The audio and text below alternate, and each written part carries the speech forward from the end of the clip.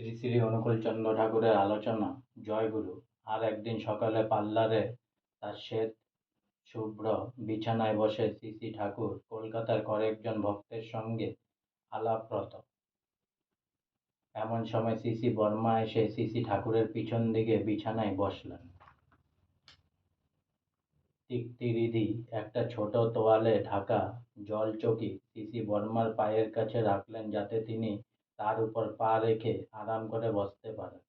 বেশ কিছুক্ষণ পর শ্রী শ্রী ঠাকুরের নজর পড়ল শ্রী শ্রী বর্মার উপর।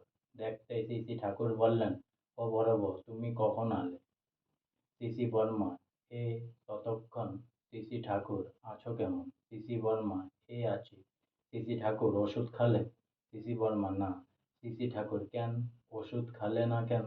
শ্রী শ্রী বর্মা, ও আমার বিশেষ হয় না, তুমিও তো কত ওষুধ খালে। আজকে আমার শ্রী শ্রী অনুকূলচন্দ্র ঠাকুরের আলোচনা এখানেই সমাপ্ত হলো। তাই অনেক অনেক ভালো থাকুন, অনেক অনেক সুস্থ থাকুন, অনেক অনেক হেল্প করতে থাকুন সবাইকে। আর সঙ্গে বলুন জয় গুরু।